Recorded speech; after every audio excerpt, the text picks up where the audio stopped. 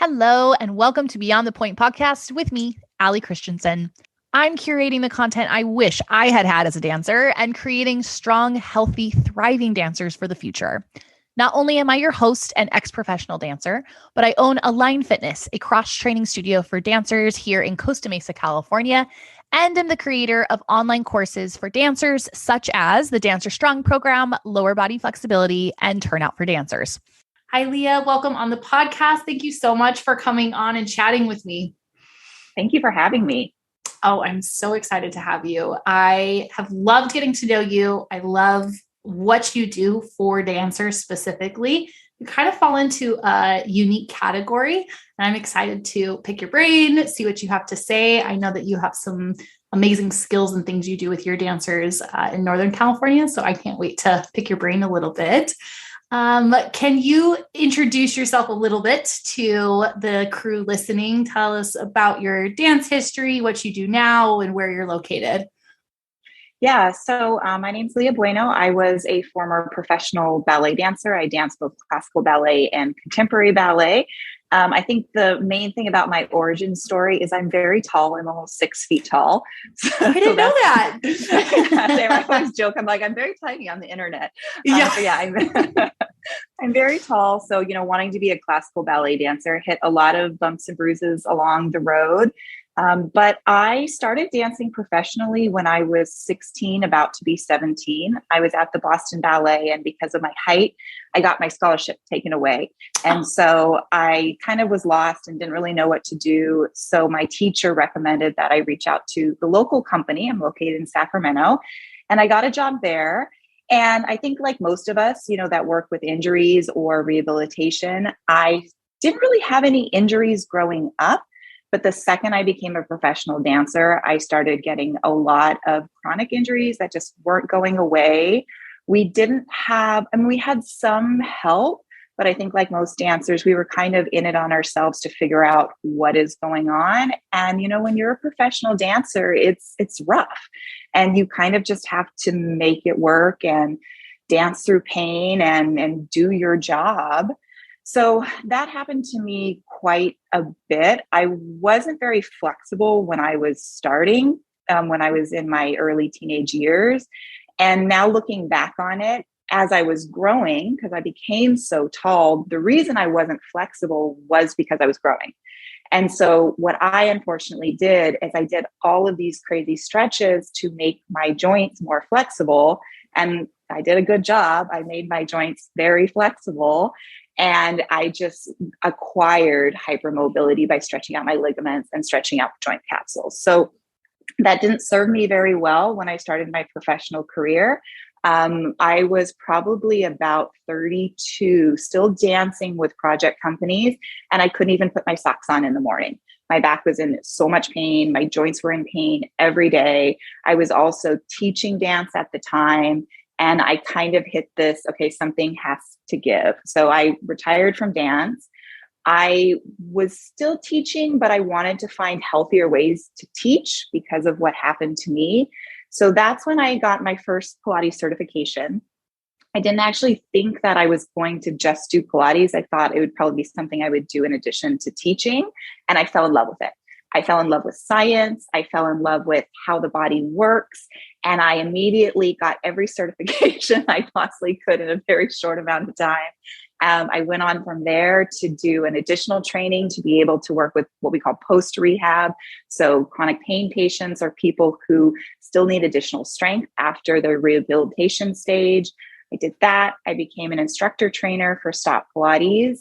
I did that for several years, and I still, with dancer specific, was feeling like I was handicapped a little bit with what I could do. Because I always believe that the root cause and why dancers are getting injured is really what we do, but it doesn't help the situation when they're in current pain. So I decided to go back to school. I got my orthopedic manual therapy license. I'm still going through that. My end game is to get my master's in osteopathy. And I don't know, I just like to learn and grow and help people in as many ways as I can. That's me. Oh, I love it. And I love speaking with you and hearing what you're working on and your ideas with a dancer's body, because you are so immersed in learning right now, and you are always seem to be in the mindset of, what can I do more of? How can I learn more of this? What can I be the student of to assist your dancers with? And I think that is the gold standard for finding a practitioner, someone who knows they also need to be learning and are continuing that growth. So I'm so excited to have you here. You said in the beginning, as you were talking about yourself, that as you went from pre-professional into professional, that's when you started to see injuries popping up. Why do you think that dancers tend to see an injury rate go up when they go from being in an academy or pre-professional training into that professional world? Yeah, I think it's very different for everybody. For me specifically, I was very fortunate. The teacher that I grew up with, she was very immersed in kinesiology. She really wanted to use science to help her dancers. So I think her approach was much more in the realms of appropriate biomechanics. And she wanted us to do we all wanted to, it was ABT or bust. Like, we were elite dancers. She wanted that, but she was very mindful of us also doing cross training, us also doing the things that we needed to do to keep up with our body. And then I went from that to being very young, which I think is a story for a lot of dancers. I didn't have my parents' support anymore. I didn't have my teacher's support anymore. And I was just kind of thrown into this world of, okay, now dance 8 hours a week and figure it out. So I think the support system is one part of it. And then it just depends on what your training was like before. I think for some dancers too, it's a big jump to go from what you're doing in your academy, even if you're a pre-professional dancer, to a professional when you're literally dancing all day. I mean, New York City Ballet, they start in the morning, then they do shows until, nighttime. You go home, you sleep, and you repeat that again. And if you don't have that ramp up, it's rough. Yeah. I feel like the accountability that you have in an academy or pre-professional program, and then your parents' support. And for some dancers, as soon as you leave home, like, you no longer have that even financial support, or I don't want to say you get cut off emotionally, but you leave the comfort of home. You're in a new environment. It's not the same situation. You don't have the emotional support system that you did when you live in the home. You have the people you've been raised with, the people who know your good days and your bad days and can look at it overall in one piece. When you go into a professional career, it can feel like every single day matters 100%. And there's no one who knows you before you go. So you go 100%. This is one of the reasons that I think parents and dancers need to be aware that the training that you're getting, the knowledge you're acquiring when they're younger, or when you're older and you're thinking ahead for yourself.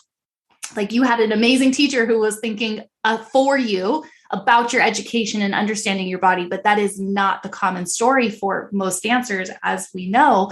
But doing the cross training work or the injury prevention work or whatever you're doing before something happens is the major gold, that when you do get into the situation and you're floundering for all these other reasons, you have that. You know how to take care of your body a little bit better, and you're going to help yourself reduce your risk of injury by having that information before. So for our parents listening, because I know both of us work with a wide variety of ages, but the kids are a big part of it. Learning how to understand their bodies now when they're not injured will be more valuable than the work that they do after they get injured. 100%. And dancers get injured. That's just what happens. We tweak things, we roll things. Hopefully that's it, but they do get injured. And the knowledge that we can impart on them, that they can understand about their body, is going to help so much when that does happen, and be able to move through it with grace, hopefully minimal time off or no time off at all. Yeah, 100%. You work a lot with injuries. Like, that is kind of the predominant thing that you do. And you mentioned that you have certain certifications that are for post rehab. That's so important, and something that I know we work a lot with through Dance Medica is that process from you've injured yourself, you've gone to PT, hopefully, and there's still more work to be done. This is when a dancer would be coming to you, correct? Correct. Yeah. What are some of the things that you've noticed when they come from PT, they've completed it, and I think we know that it's not always done, but they've been passed on. Insurance has said you're done. What happens when they come to you? What are some of the common things that you have to do to help a dancer be ready to be in the studio? Yeah. One thing that I say a lot is, what is the driving force of your injury? So there's two types of injuries. We can have acute injuries. I usually ask the dancers, do you remember a specific time that you hurt yourself? So if it's you were in rehearsal, you came down, you landed from a jump, you twisted your ankle. Okay, that's acute. Something happened. There was trauma there. That was an accident injury. Unfortunately, most of the injuries we see with dancers are chronic injuries. These injuries are accumulative. You have probably been doing something for months and months, usually, before pain symptoms even come out. So usually the things we see are biomechanical. So either alignment, how you're moving your bones in space, what muscles you're using when. Is there a strength imbalance? Is the front of your hip stronger than the back of your hip? Are your turnout muscles stronger than your turn in muscles? Or is it a mobility imbalance? So an example of that would be if your low back is more mobile than your upper back and you go to do a big cambrai or an arabesque, the load and the force is going to go through that low back, and it's not going to be distributed evenly through the spine. So your pain may come in the low back, and you may do everything you need to do to get released and get out of pain and have healthy tissue. But if you go back into the studio and you do those back bends and those cambrais the same way you did to get the injury in the first place, it's going to reoccur. So we really want to, and the body's really interesting. One of my mentors early on used to call us movement detectives. And I love that. It's like, look at the body, don't, forget about the pain, figure out what is happening in this body that's causing that chronic overuse pain symptoms. And then I think it's the job for us is to correct it. And we know dance, we know how they're moving. If you're not working with a dance specific PT, I sometimes work in tangents because there's not a dance PT in my local area. So a lot of times they'll be going to their PT to correct whatever they're doing. And then it's my job either to keep the whole body strong away from whatever that injury is, or just know, okay, they're working on X, Y, and Z, but I want to make sure you have the strength to do the 20 relevés you need to do in class. And that's maybe not something they would think about. Yeah, I see a lot of deconditioning of other areas for the sake of the injury.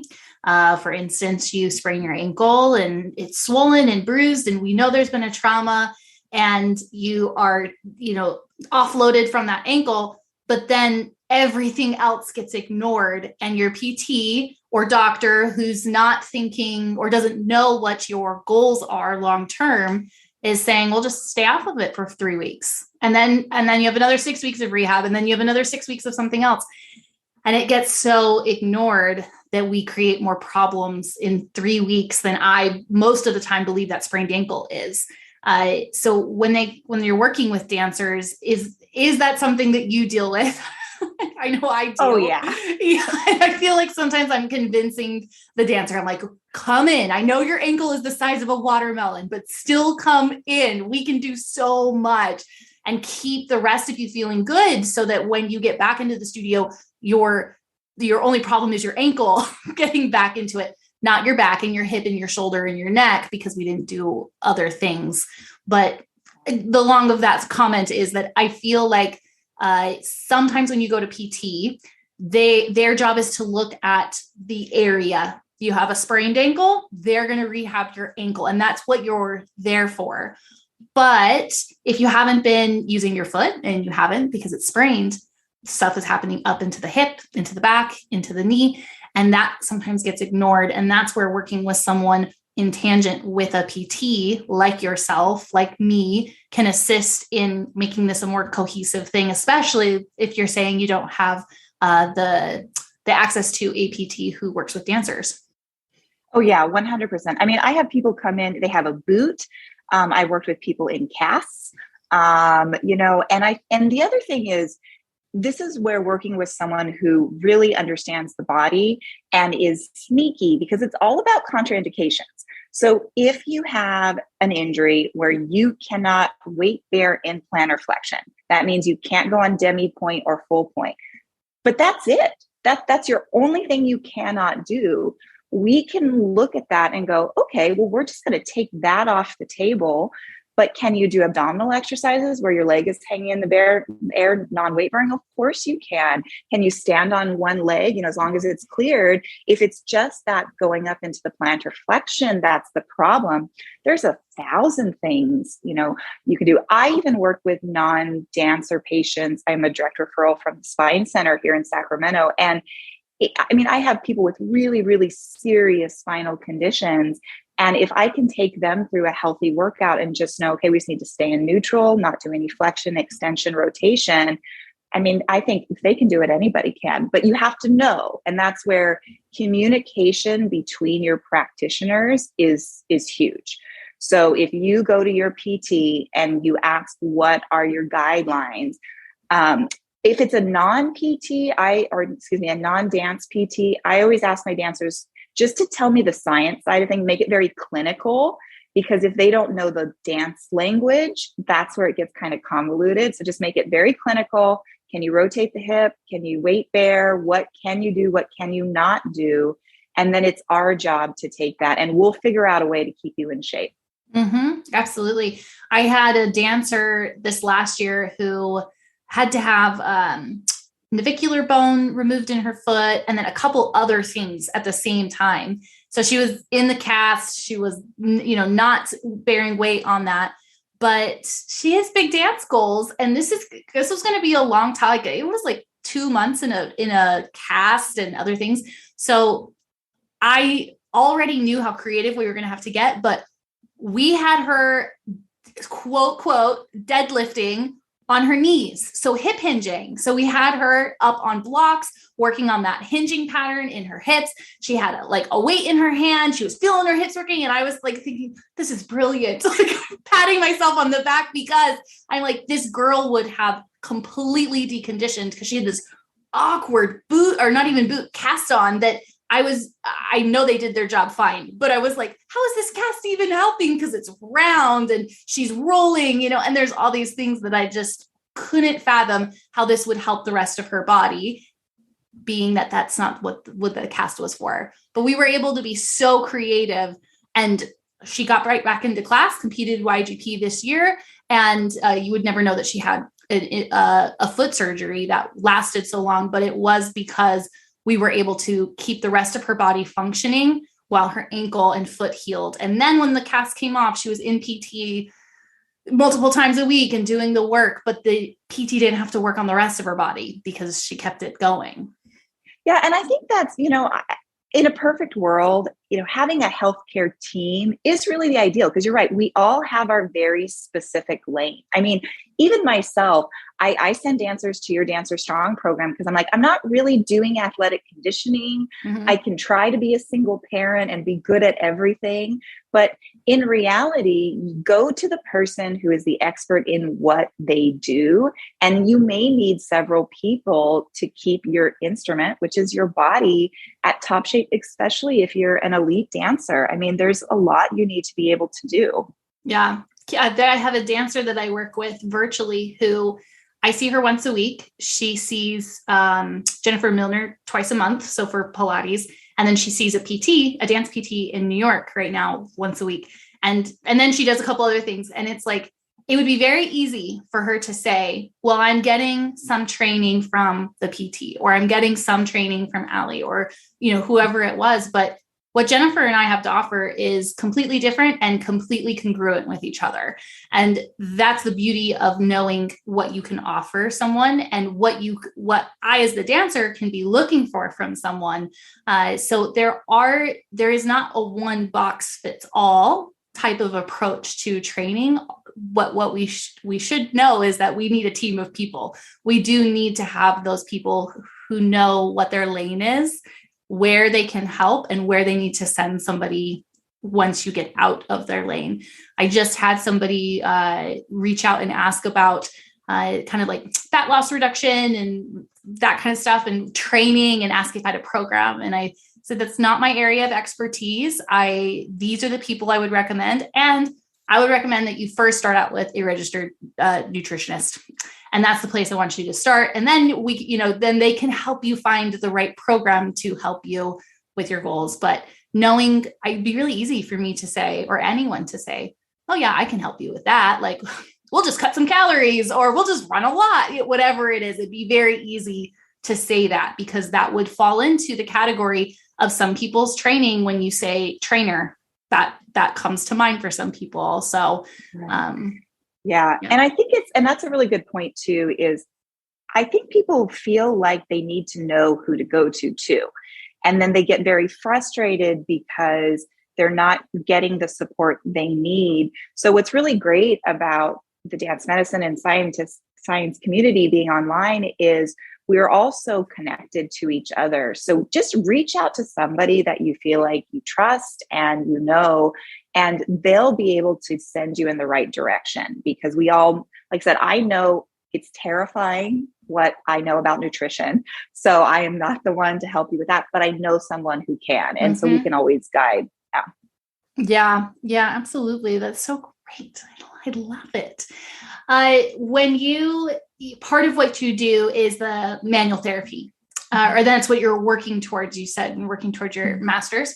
How does that tie in to what you do for dancers? Yeah, this, may evolve over time, but to me, I think of the manual therapy as getting you to feel better in the moment, to assist you for your body to work in a way that it can be as healthy as possible. The osteopathic approach is one, it's globally, which I love, which is we're looking at the whole body as a system. It's not just the site of pain. And if you assist the body and put it in the right place, if you put the joint in the right place, maybe you give it some love with some myofascial release, it's going to feel better.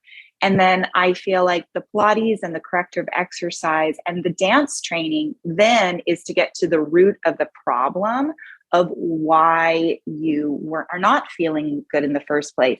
And it can be something as simple as, so I have someone come in and they have anterior hip pain. Front of their hip is really, really cranky. And we need to do some stuff just to calm that hip down, because I can't even move it at this point, because every time they lift the leg, it's just so painful and it hurts and it's getting inflamed. So for me, I use the manual therapy just to kind of calm things down. If something is really tight and overactive and we need that to release so that the bones and the joints can move the way we want them to, then I set that aside, do little of that. And then we go back to the drawing board and just really look at how your body is moving, what is strong, what is weak, and really finding the driver of dysfunction. Well, it's such a good combination. But I noticed that a lot of people, not just dancers, but people tend to stick to just the manual therapy side, or we'll say, I say it's like the feel good side. And it's like, I want to get massaged every day, but it does not help my hip be stable in the long run. I just feel really good in the moment. So I see it in the general population that we do a lot of passive therapies only.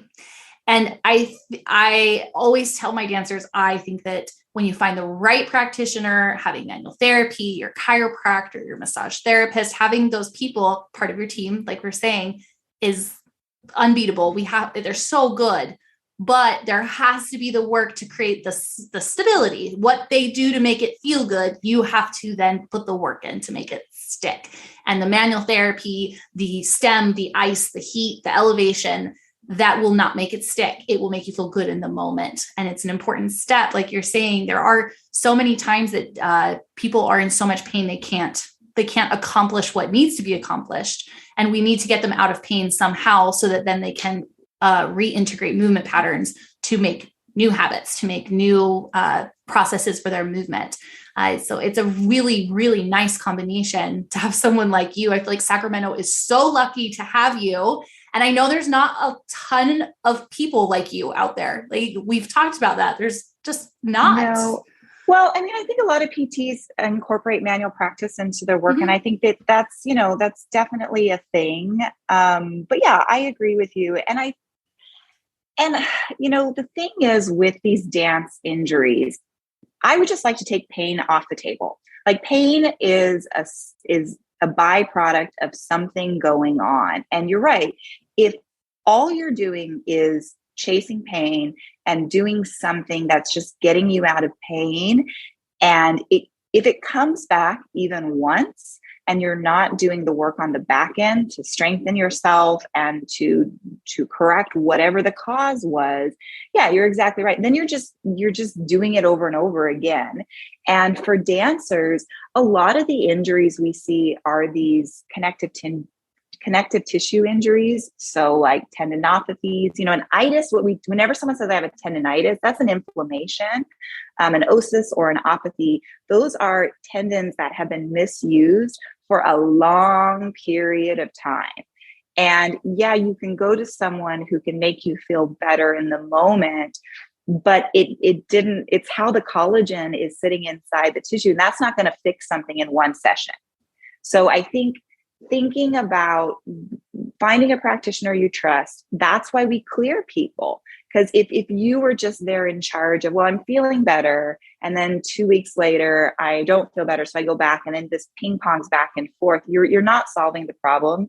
And you're right, you have to build strength on the background or the back end 100%. Mm-hmm. It's everything. Strength is everything. Yeah, it is. I think back to when I was a young dancer, and I was always considered stronger, not as flexible. And I thought the strength that I had was to a disadvantage almost. And now I wish I had been stronger. So I'm like, dang, I really wasn't that strong. I just wasn't that flexible. So they pushed me into, oh, you must be strong. But being strong is, I think, the greatest gift that you can give yourself. And I know in the competitive ballet community, I think that word gets thrown around as a bad thing a lot. And it also gets used to describe things that I don't think it should be described as. For example, I had a dancer come in who is elite level YGP, going to nationals. And her director told her that her arms were too strong. And so she came in and said, we can't do upper body work. And I was like, hold on. First of all, let's talk about what upper body is, because I don't teach bicep curls. Like, we are not bodybuilders. We are not trying to bulk an area. We are working on stability and strength and control through great ranges of motion. So we broke that down, but then we discovered that what the teacher probably should have said was her arms looked stiff and rigid. Strong was not probably the best word for that director to use, because she associated it with, I can't do cross training anymore. When in fact, what I think she meant was she looked very rigid and stiff in her arms, and she needed to be more graceful and soft and elegant in her joints. But that strong word got thrown around. Yeah. Okay. Let's talk about strong for a second. That's a little bit of a rough word. So first of all, the science of things, every muscle in the body has a job to do. Some are little tiny muscles that are endurance muscles. They need to be working all the time. If you're standing, dancing, I don't care what, they need to be on. Those are local stabilizing muscles. You have some muscles that need to stabilize with globally, so with a few joints and movements. And then you have other kind of big strappy muscles that are meant to propel you through space and then shut off. So the muscles that when people are thinking of being bulky, I hate that word, but like overdeveloping. Those are the more bigger movement strapping muscles. And we still need those muscles. But what happens a lot of time in the body is the little tiny stabilizing muscles are not quote unquote strong. They're not working for long. They don't have good endurance. They're shutting off at the wrong time. And then the bigger strappy muscles are having to overwork. That's why we see a lot of injuries. That's why, and also dancers, if you want to be more flexible, you need to be strong in the little tiny stabilizing muscles. Because what we see a lot is those big strappy movement muscles, because they're not endurance muscles, they are getting overworked and they're getting tight. So even if you want to improve your flexibility, I would make a case that you need to also be quote unquote strong in the stabilizing muscles. And that's something I think all dancers need to work on. I have never seen a dancer come into my clinic and I'm like, yeah, you're good. You're fine. Got all your stabilizers are working all the time. You're good. Yeah. Well, and if we break down our bodies kind of rudimentary in a rudimentary way, we're looking at things that are meant to stabilize and things that are meant to move, and they alternate and they go from side to side and up to down. And you're going to see or notice that if something is not stabilizing, things like your hip flexors start to really feel like they're working a lot. And is it maybe the hip flexors? Maybe not, but that area, that's what you're going to be noticing. So by creating better stability in those little tiny muscles and the spots that need the stability, it's going to allow your hip to move through that flexibility motion more and more. So a good flexibility program, in my opinion, has stability work as part of it, because that I've seen it happen many times where you stabilize a dancer and then all of a sudden their legs are like free and flying around. And it looks like witchcraft. It really does, but it happens. Like it really does happen. And all we did was stabilization. We did no stretches yet. So we, that strong word, it has a taboo meaning when this should be like I think our gold standard. And it is a very broad word. It's not a detailed defining word, but we can say it. Yeah. And there's a really great Irish dance school in my local area. And I just did an injury talk with them last weekend. And they were saying, we're very tight. We're not very flexible. And I kind of watched them before I went in, and they're stretching all the time. So I said to them, when we're talking about dancers, find me a dancer that is not truly flexible. I don't think it really exists. You've been spending your entire life trying to stretch your muscles, make your muscles long, make things long. The fact that they're still so short and little is probably not the case. I think it's the system. And like you said, if you work those stabilizing muscles, teach the body how to use the right muscles at the right time, because timing is huge too. You're right. It's magic. And then all of a sudden their leg is just like, because you did the work, it's there. You're just not accessing it correctly. Yeah. Yeah. I was just speaking with someone about kind of the timing of using certain muscles and exercises, and how the recipe of things is where the gold is, and where I see elite trainers of any discipline, but in the dance world, we'll say, and then average trainers, and then not good trainers. They all exist. But when you're looking at an elite trainer, somebody who knows how to work with the body, it's being able to put the right recipe of exercises together for each individual dancer, because I don't believe there are bad exercises. I believe there are exercises that are not meant for your body at this moment in time. But I use the example of when I hurt my back, I had herniated a disc. So bending forward was excruciating. And if you'd asked me at that time, what's good for your spine? What's the best exercise for your back? It would not have been something that was rounding forward. And if you had taken that out of context, then someone may have never bended forward again, because they were like, oh, Ali said that this was good for her spine. Well, it was good for my spine because of the injury I had. And now I'm bending forward, and now I'm doing all the rounded things that are needed to be done. But it was a recipe of things that helped me get out of pain and then get back to a stable point and then add back in my full movements and exercises. So when we're looking at somebody, PTs, trainers, anyone who's working with the body, we want the recipe of things to be successful, not just they know the exercises or they have, a plethora of Instagram videos or YouTube follow alongs, whatever it is about the recipe. And that's what you have to offer when you work with someone like you. Yeah. And I think that's a great point, that's actually why I will sometimes, if you really twist my arm, go to a summer program and teach a group class. I know Jennifer Milner does it all the time, and I think she's a rock star. It's hard for me because I see this group of 20 people who are all individuals who all need very specific things. And I do think that there are general good for everyone exercises that all dancers should be doing. But I agree, if you have the luxury of working with someone one-on-one and they can really tailor your program to you and your needs, that's the holy grail. Yeah. That is a good point.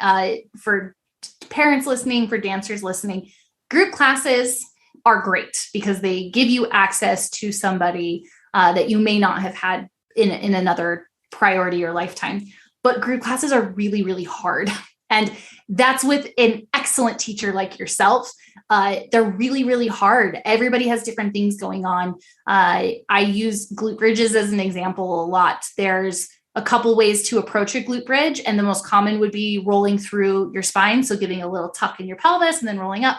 But for some dancers, that doesn't work. That means they use their back more. It puts pressure in their low back. They don't like it. It kind of takes away from the glute engaging. So to explain what would need to happen so that they could get the benefit of the glute bridge, it's going to take 3 minutes for that one individual dancer, and you just can't teach it. And then that dancer is probably missing out on the benefit of what an excellent glute exercise could be because they needed just one small adjustment, but we're in a group class setting and nobody wants you to take the time to do that.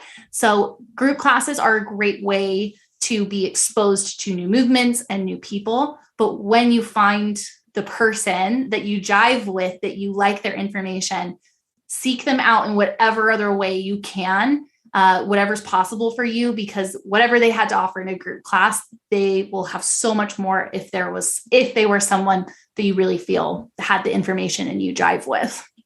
Yeah. And I also think it's important for people to realize, there's exercise for the sake of health and wellness. And then there's exercise for correction. Yeah. So what you and I do is we're really looking at the body as the individual and seeing, okay, this person's thoracic spine is a little more flexed or a little less flexed than we want to see.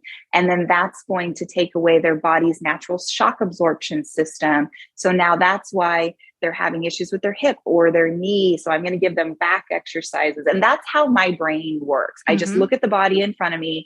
I see, okay, what is going out of neutral or what is weak, strong, mobile, not mobile. And then I, like you said, create this recipe around what I'm seeing. And it's very different than just, we're going to come in and do generalized exercise.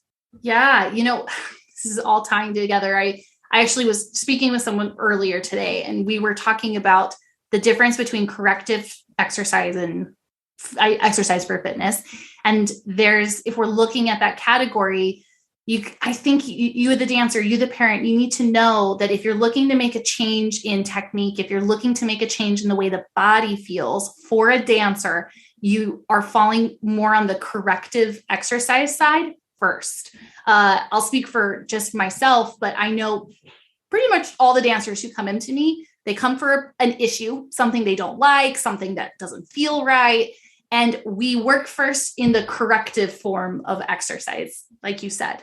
Then if they stick with me long enough or they do their homework long enough, we kind of switch out of that corrective and it goes more towards what I would say is generalized dancer strength, or the spots that every dancer is weak in and things that need to be done. And then if they really stick with me long enough, then we're getting into like how can we explore all these different types of motions in quick scenarios, slow, starting up, starting down, landing. But there's an evolution of things that happen that should happen when we're looking to make that change in a dancer's body. And not all practitioners are going to do that. They can be really good at teaching exercise. They can teach you how to squat. They can teach you how to hinge or row a weight, but that doesn't mean that they are doing it for the sake of making a change in something else. They're thinking squatting, we're going to get stronger quads and stronger glutes. And there's nothing wrong with that, but they may not have the knowledge or the information to be thinking, I need this to be better so that their grand jetés are better. There's a difference between that. Yeah. And then it also, I mean, this is something I was guilty of for a really long time. I'm actually embarrassed to admit it, but then can they do it in the studio? So, you know, I remember I had one client for a while and it was starting to get like, gosh, I'm just not doing a very good job. What is wrong? And we were just doing corrective exercises and we weren't getting over the hump. And then I said, okay, well, come to the bar, show me how you're developing. And basically every time she did a bottom or a développé, her standing hip was subluxating a little bit, like it was kind of popping in and out of the socket. Like, okay, well, I was working on all this hip stabilization stuff, but you're not doing it in class. And that's why we're not getting better. So yeah, it's that evolution, and then make it sports specific as well, because it's not going to make a change if you're not doing it at the studio. Mm-hmm. The other thing I noticed with making that shift into that sports specific, as you said, is sometimes we all know that what you do in the studio can be totally different than what you do when you're in with your practitioner. But in that case, like I only have one mirror in my office, and it's a very small mirror in the corner that I only use for one particular thing, because they do this like amazing work and they're so strong and stable and they're holding everything wonderfully and their lines look great. And then they stand in front of the mirror and their ballet brain kicks on and they suck their gut and they tuck their hips under and they crank their legs up and I'm like, no. So there's that happens in the studio. You walk in the studio and all the work you just did with Leah goes out your brain, even though you're trying, because you have 20 years of looking in the mirror and saying, tuck your hips, tuck your butt in, So that happens too. And there has to be the time with an expert to see that shift in your office so that then there's a prayer to see it happen in the studio. Yeah. And I also have gotten savvy to also say, hey, don't show me what you think I want to see. Show me what you're actually doing. And so everybody listening, really, really, if you crank your turnout in the studio and you crank your turnout, show us, even though we won't love it and maybe we will help you get there in a healthy way. But if you're hiding what you're actually doing, it's not doing anyone a service. Yeah. Yep. That's very true. That's very true.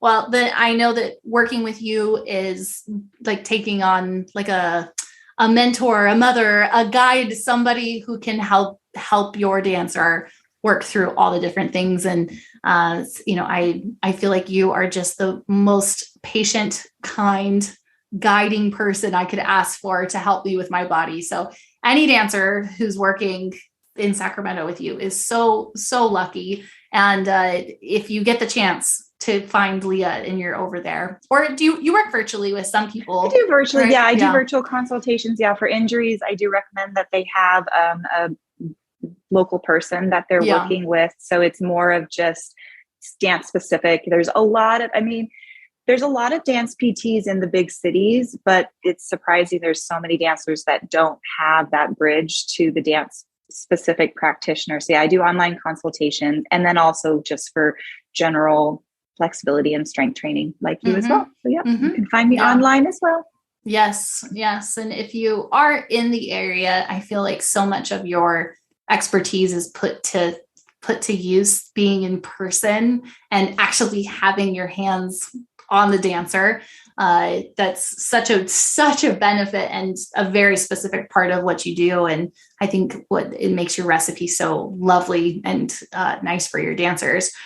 So where you said you are online, so where can everyone find you and find the best information about your programs? Yeah, you can find me on social media at The Pilates Dancer. I'm on Instagram, Facebook, YouTube at The Pilates Dancer. And my clinic website is performancepilatesrehab.com.